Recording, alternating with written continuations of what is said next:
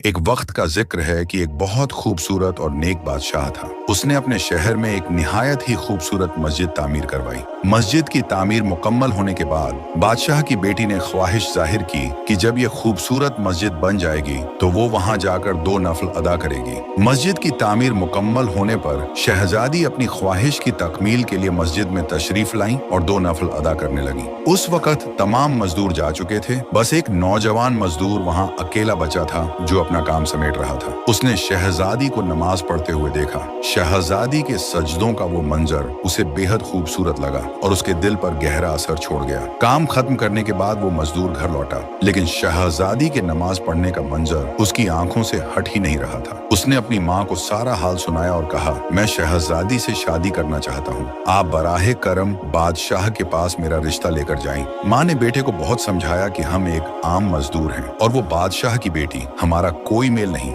लेकिन उस नौजवान पर जैसे जुनून सवार हो गया था। वो दिन रात उसी सोच में गर्क रहता, न खाना खाता न काम करता। उसकी हालत दिन ब दिन बिगड़ती चली गई, यहाँ तक कि वो मरने के करीब हो गया। बेटे की ये हालत देखकर माँ बहुत परेशान हुई और मजबूरन बादशाह के पास पहुंची। उसने बादशाह को अपने बेटे की सारी कहानी सुनाई। बादशाह ने बड़े तहम्मुल से उसकी बात सुनी और कहा, अगर आपका बेटा 40 रातें मस्जिद में तमाम लोगों के जाने के बाद कयाम करे तो मैं उसकी शादी अपनी बेटी से कर दूंगा। बादशाह ने यह भी कहा कि उसकी निगरानी की जाएगी और अगर वो एक रात भी न आया तो ये रिश्ता नहीं हो पाएगा। माँ ने घर आकर बेटे को बादशाह की शर्त बताई। वो नौजवान फौरन तैयार हो गया। हर रात जब सब नमाजी चले जाते वो मस्जिद में कयाम के लिए जाता। वो अल्लाह के हुजूर सजदे करता, दुआएं मांगता और उसकी इबादत में खो जाता। 1 2 3 करते करते 40 रातें गुजर गईं, लेकिन नौजवान बादशाह के पास नहीं गया, बल्कि वो कई और रातें भी मस्जिद में ही गुजारता रहा। जब काफी दिन गुजर गए और वो नौजवान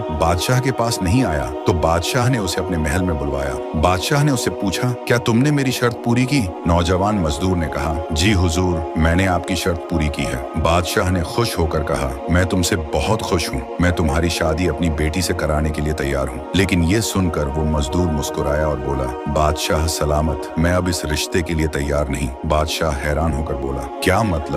तुम तो इसके बगैर जिंदा नहीं रह सकते थे। नौजवान ने बड़े सुकून से कहा, हुजूर, आपने मुझ पर बहुत बड़ा एहसान किया है। जब आपने मुझे 40 रातें मस्जिद में कयाम करने का हुक्म दिया तो मेरा मकसद कुछ और था, लेकिन उन रातों में सजदों के दौरान मुझे जो सुकून मिला उसका मुकाबला दुनिया की किसी भी शय से नहीं किया जा सकता। मुझे समझ आ गया कि मेरी मोहब्बत आपकी बेटी से नहीं बल्कि उस मंजर से थी जहां वो अपने रब के हुजूर सजदारीज थी, और अब जो मुझे मिल गया है वो सबसे बढ़कर है। ये कहकर वो नौजवान सुकून और इत्मीनान के साथ वापस चला गया।